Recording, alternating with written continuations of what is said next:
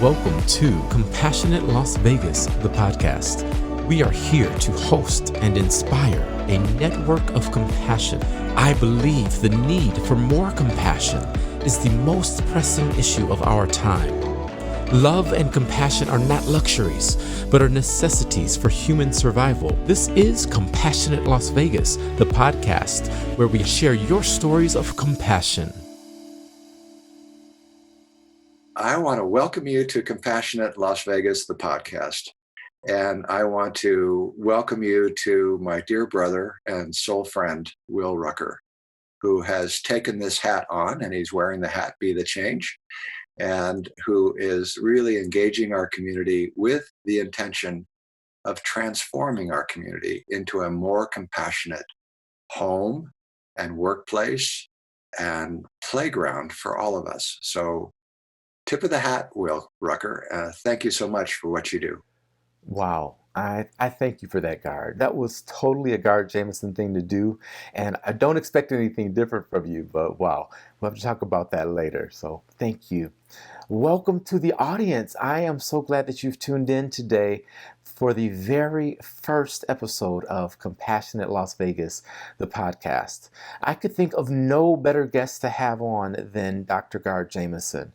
He exudes compassion. He is compassion embodied, and you are going to get so much value from what he shares today. I have to tell you a quick story, then I'll get to his bio.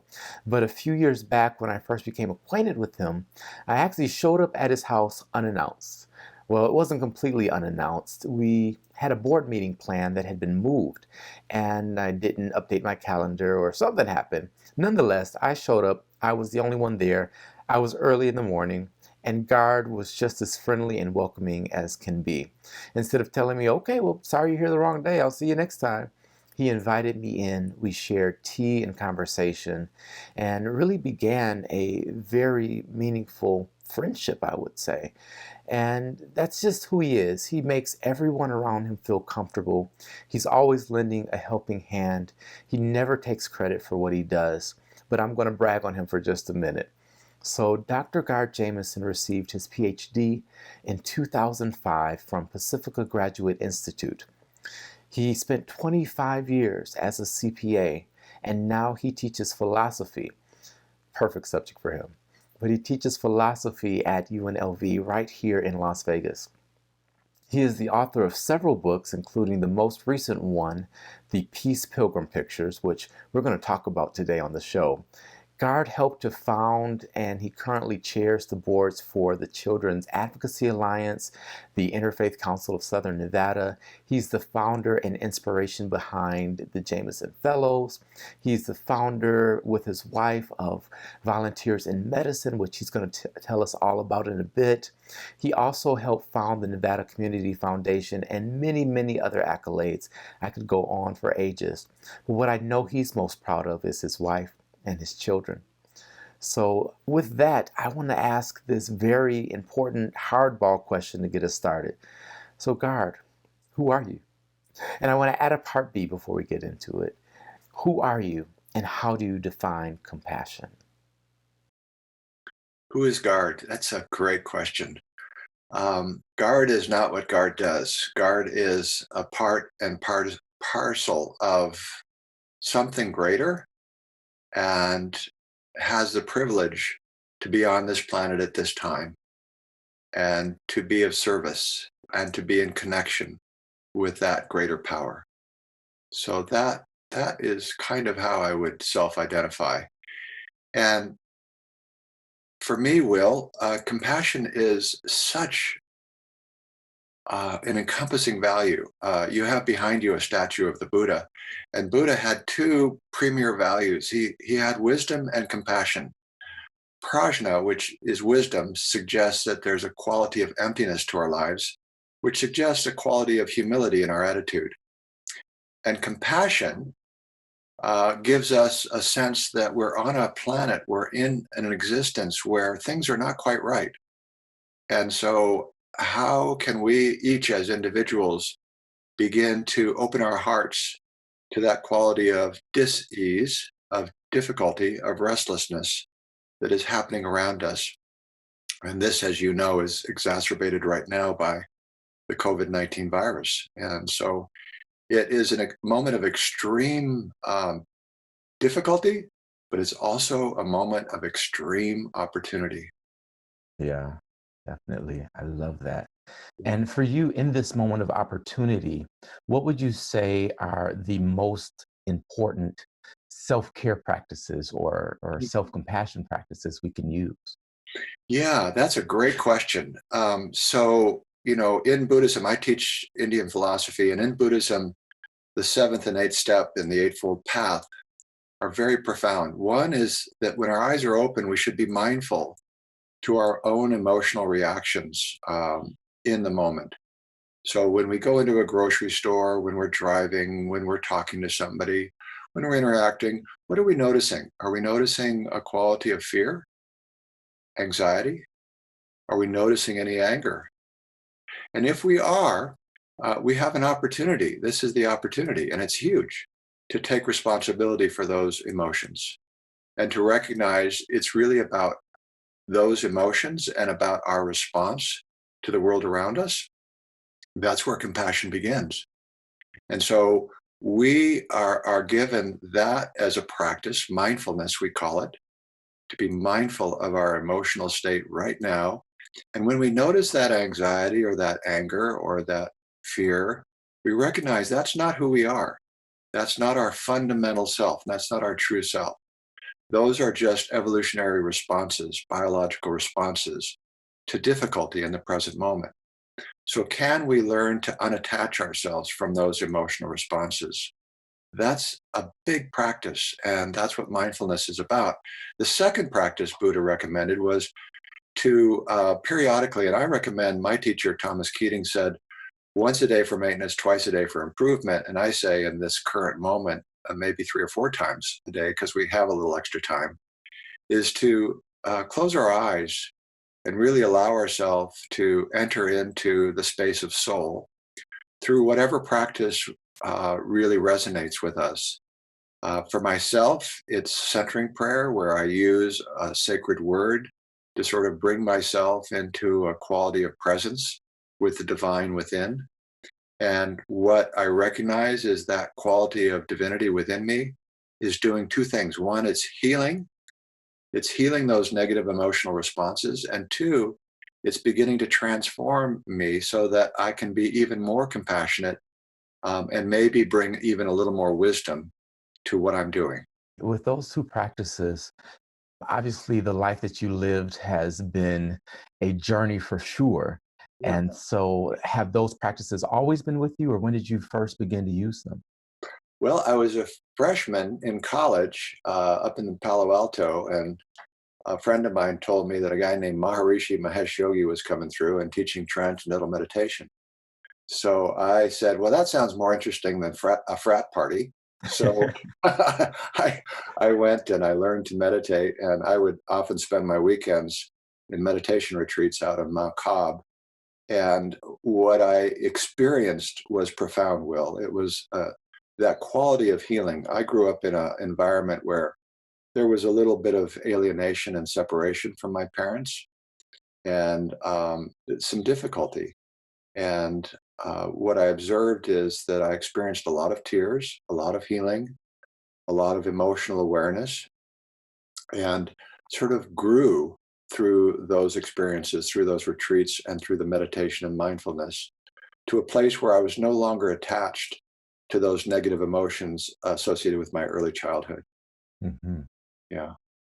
Well, so you mentioned negative emotions, and that's a perfect kind of segue into your book, The Peace Pilgrim Pictures, Oh, which is phenomenal. Uh, but one thing that you mentioned in the book is that anxiety, anger, and fear are actually messengers. Can yeah. you talk a little bit more about that?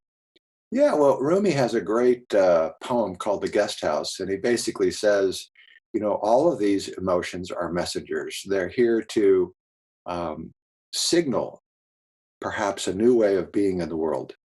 And when we see that anger, and now the neuroscience has been backing it up, when we see that anger, we actually realize we are doing a very destructive thing to our own physiological state, our brains, our hearts, and our gastrointestinal system. So all of the major chronic diseases are related to these negative. But I also say in the book that these emotions are absolutely essential because you, Will, are a winner. And oftentimes my students look at me as if I'm a little eccentric when I say that. But I tell them you're a winner because 3.8 billion years of evolutionary history, and you're sitting here. And those emotions actually help propel your lineage so that you could be sitting here. So in the West, we sometimes look at those emotions as sins or as something to be avoided or repressed or suppressed. And actually, that's what mindfulness says you shouldn't do. You should become aware of them, find out where they are in the body, and recognize that they are not who you are. So we have an opportunity through the recognition of those emotions to sort of claim our birthright. And our birthright is that we are beings of joy.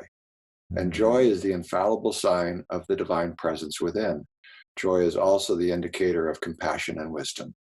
And so what I always tell my students, tell me who would take that invitation. Who wants to stay in that door of anxiety, fear, and anger?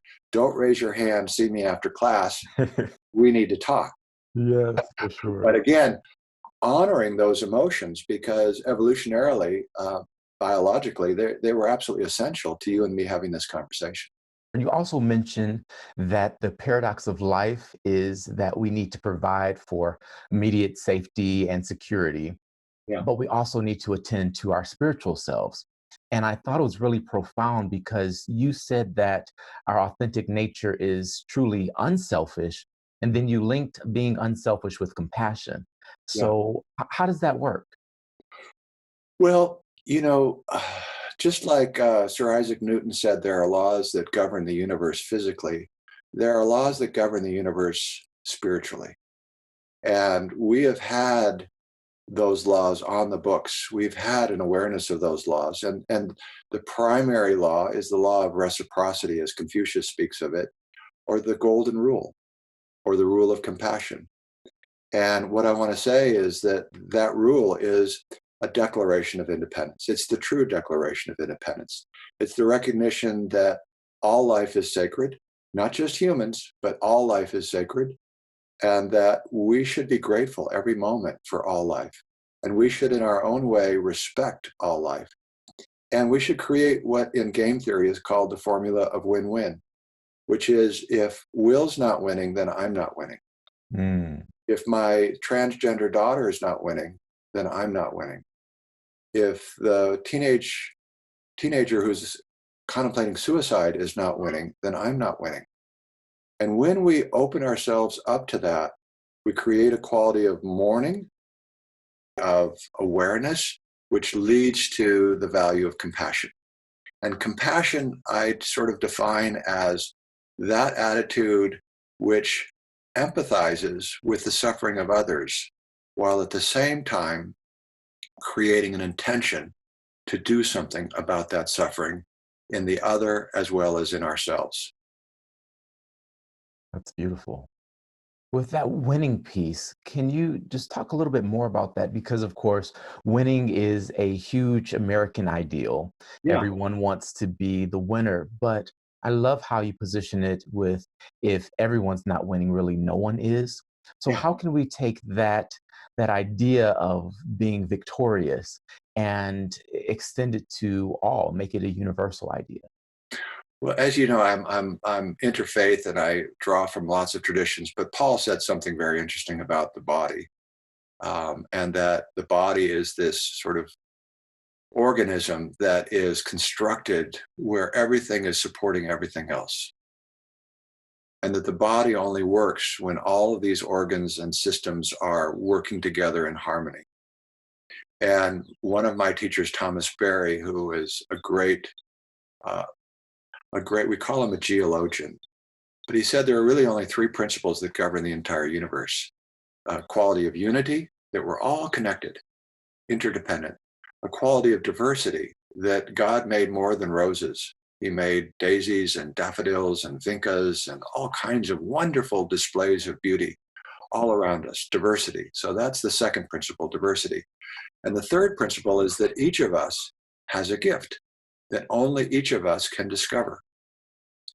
So when we tie those three principles together, we get a win-win formula. We get the opportunity to recognize that if I'm not doing everything within my power to support marginalized communities, African Americans, Hispanics, gays and lesbians, transgenders, all of those people that have been marginalized over the years and decades, then I'm not going to be supported by the universe, and I am not supporting the universe, which is basically, as Amy Gross said about hate, she said it's like drinking poison and thinking that you're killing the other person, Yes, which yes. is really stupid. Mhm.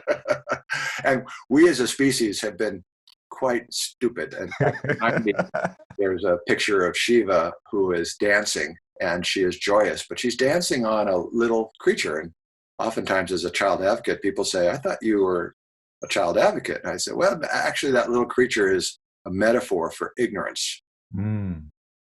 of our own true self, ignorance of the invitation, the divine invitation we've been given to be healed and to be transformed.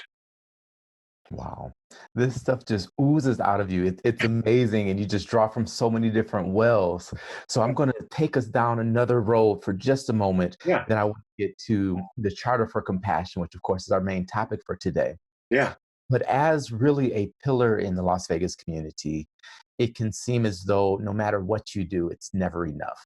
How do you manage to continue doing good when it's never satisfying the masses, we'll say? Well, yeah, Lao Tzu, the Taoist sage, said, Wei Wu Wei, which is the path of least resistance. So for me, what I've discovered, Will, is the path of least resistance is to maximize mindfulness and meditation every day. And that gives me a kind of a map of what I should be giving my attention to. So every day I wake up and I say, okay, I'm ready. Give me the roadmap, and here we go. But I take that time, 20 or 30 minutes, to sort of listen, deeply listen. And that's what centering prayer is all about, to deeply listen into that divine presence, which speaks in silence. And it's always the question, why silence? Why doesn't God just open up in English or Spanish or French? And the bottom line is because God is no respecter of person, and that in silence, we find the music of our own existence. Wow. That's been my experience.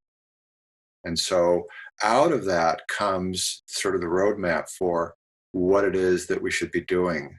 And as a child advocate, one of my greatest concerns, I used to tell people, do you know that 1 out of 10 of our teenagers attempt suicide? And what ordinarily I'd get is sort of a glazed look with a sort of a stunned rabbit in the light of the car. And I've just been struggling with this. But I will say right now, during this virus, people are now opening their eyes. And even though there's great tragedy, there are great things happening. Compassionate action is happening. And the great souls are stepping up, not stepping back from Mm, what is happening. yeah. So, in spite of the resistance, you find that mindfulness and meditation and really listening to that great divine presence is what allows you to move forward. I don't know how people survive without it. I, I, again, for me, it's been the door number 2 experience. And I just say to myself, why would I want to live with a quality of deep fear and panic and anger when this other is my birthright? This is who I truly am. Again, your statue of the Buddha behind, Buddha says, guess what, guys and gals? You're already Buddhas. You just don't know it. And so Buddha means awakened, the awakened one. So it's an issue of wake up. Yeah. Right? We've been asleep for so long. Why don't we wake up? Mhm. And you are definitely helping people to wake up, Yeah. which I think is really what the Charter for Compassion seeks to do. Hmm. As I mentioned earlier with your book, meaning the or I should say, you said the anxiety and fear being messengers in this time of really panic for a lot of people.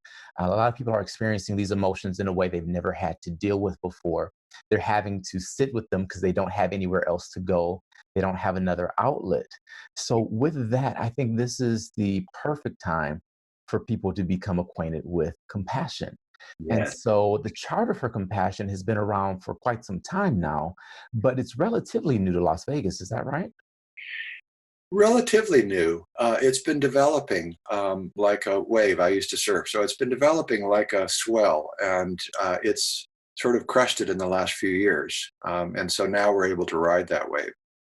And the charter was started by Karen Armstrong, who has written, for anybody that doesn't know the name, go to Amazon and look her books up. She has written on every major world religion. She has written on compassion. She's written on both the light side and the dark side of religion, and trying to shine a light on what are the fundamental values which tie us together as human beings, as part of a larger speciation of all life. And she identified, and I think correctly so, because the sages from every tradition, not just some, but every tradition, have said compassion is at the heart of it all. And they've said that through the Golden Rule. So in late the late latter part of the first decade of this century, I think it was 2008, she won the TED Prize, and she was given a certain amount of money to start the Charter for Compassion. And as I say, compassion is really the true declaration of independence for our planet right now, both ecologically and from the standpoint of us as humans. And out of that emerged a network of cities. So there are over 450 cities that have declared themselves as compassionate cities, Las Vegas being one of them. Thank you, Carolyn Goodman, and City Council. Don't go past that. So Las Vegas has been declared a compassionate city. Just expound on that part because that's really exciting. It's really exciting. When I presented it to Carolyn, who I used to be her CPA, hers and Oscar's, and so I had a fond relationship with both of them for many years. And I asked if I might just ask a question. So when I stepped into her office, it took her about 3 nanoseconds to say, of course, we're going to do this. And the city council, of course, it was unanimous. And tip of the hat, wag of the tail, as Stephen Colbert would say, to Ivana Consella, who has made Nevada the second compassionate state in the nation. She has made a declaration giving us that designation as Nevada, the compassionate state. So compassion really, and we have a new brand now, Will, it's Hope Means Nevada. Compassion really is the gateway to hope. Mhm. And that's our food and drink. Without hope, life is not really worth living. And so we need to turn that spark of compassion into a bonfire of compassion. And it's happening. It's happening all around me. I can see it in every direction I turn. It's really exciting to observe. So we are part of that network. And what we're trying to do is amplify that value, not just as a concept, but as a heartfelt value. So again, wisdom, we might say, is more about the IQ, and compassion more about the heart, EQ. And what we've learned about the heart is that it's not just a blood pumping mechanism, but it's also a brain. It has neurons. It delivers endocrines to the system.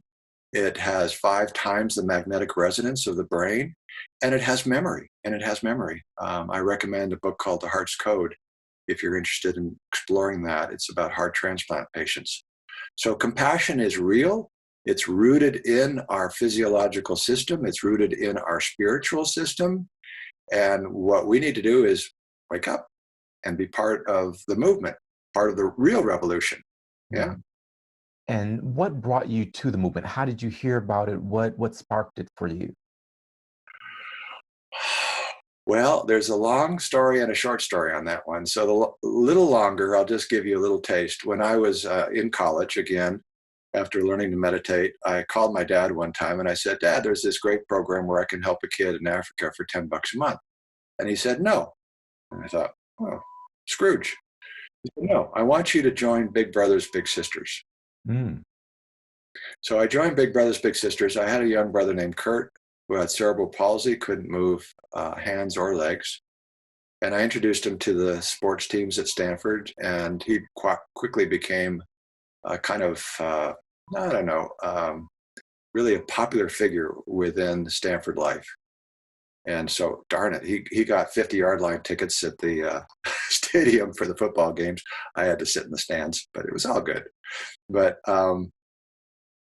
that really opened my heart to the realization it's not just about writing a check; it's about doing something for another human being.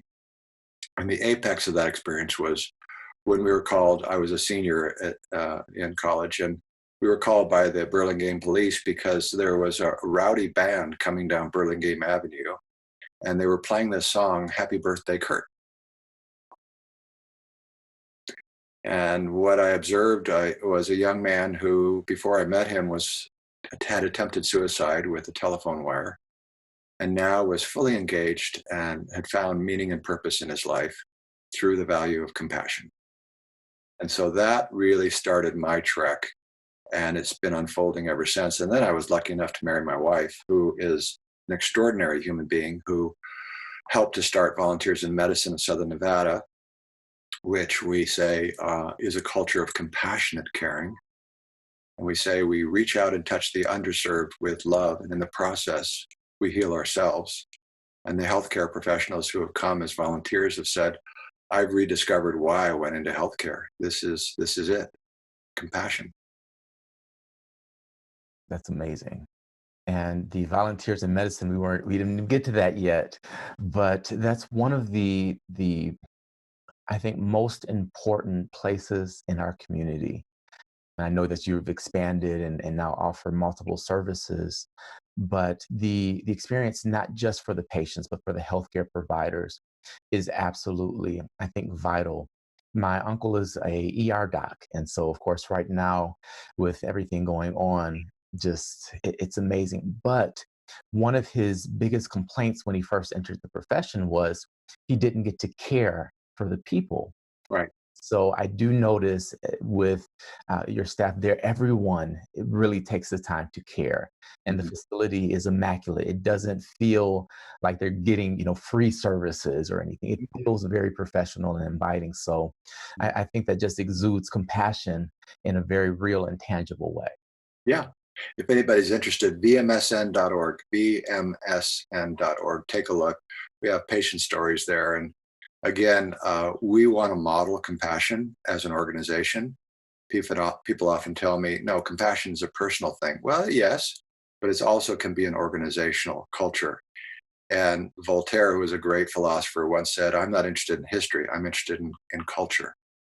And what we're experiencing right now, Will, is something quite phenomenal. We're living through a shift in planetary culture. We are at the seed point, we're at the beginning of the gate, where we're stepping through from what we would call the mammalian period or the Cenozoic period into what my teacher Thomas Berry would call the Ecozoic, where we are becoming mindful and compassionate about each other and about the environment around us. Doesn't look so good right now. There are a lot of bad statistics, but something marvelous is happening. And so I encourage people I tell my students, all oars in, all hands on deck, to step it up, right, in this current moment. You could step back, but you could also step up. And Zoom has helped us to do a lot of that. It has. And I love that sentiment. One thing that I've been sharing with people lately is this pandemic has really proven to us we're not neighbors on this planet, but we all are actually roommates sharing the same home. And Yes. so when we take that perspective, I think it makes this value that much more important because that empathy piece is huge for compassion. And a lot of people will say, well, I'm not naturally that way, and they don't feel as though it's something they can truly develop. Are there any tips that you have to help people be able to embrace this? Because I agree that we're absolutely moving toward this as a species. Yeah. Yeah. So there's something called loving kindness practice, which I encourage people who don't feel that that's a natural instinct, which, by the way, is not true. Uh, Old Chinese philosopher said, if you saw a baby crawling toward a well and you knew that the consequence would be death, what would you do? And as I tell my students, if you wouldn't run to the aid of that baby, see me after class, let's talk. But I think universally, most of us have that sentiment of compassion. And even the people you're talking to, I would use that example and say, what would you do in that situation? And I think you'll find most people would run. And so I often say, well, then you really are a compassionate being. You just need to cultivate it. Oftentimes the language about God too, I say, tell me you don't believe in God, but tell me about the God you don't believe in, because I probably don't believe in that one either. I believe in a God of compassion and absolute wisdom. And that God is engaged right now. His angels are engaged. And again, what he respects above all else is our free will and our capacity to make choices for wisdom, choices for compassion, doing the kind of work you're doing, doing the Compassionate Las Vegas work. This is what grows souls. And so this is an extreme opportunity to develop our souls personally and collectively. Yeah. Wow. Well, I want to say thank you so much for joining the podcast today. This is something we have to do again because there's just so much that we could talk about, Yeah. and we just scratched the surface here. But to kind of wrap us up in a few sentences, a few words, what would you say you are doing personally to embody compassion in Las Vegas? And also, how does that impact the world as a whole?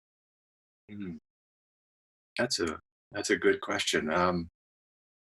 Dalai Lama once said, "I'm just a bug," and I kind of agree with that sentiment. But I'm doing everything I can. So we have Compassionate Las Vegas, compassionatelv.org.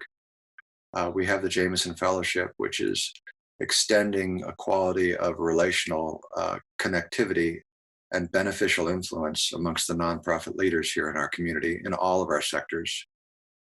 We are doing things with United Way, and we're doing things through our individual organizations. So, I'm really engaged with this issue around teenage suicide. And I'm really interested in seeing our culture change.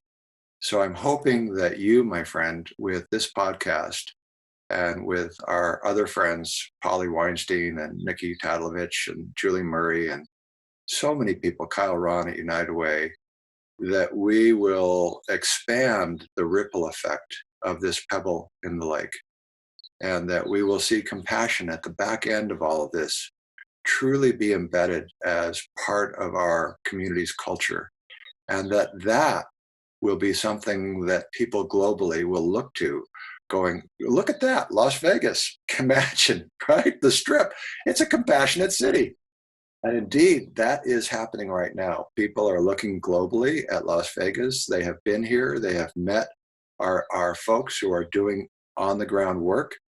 And they're truly turning their heads and saying, Las Vegas is, in some sense, kind of leading the way in compassion work. And so, tip of the hat, wag of the tail to all of you out in the listening audience that are in this boat or roommates, right, who are doing this work. And thank you, Will, for what you're doing. God bless you.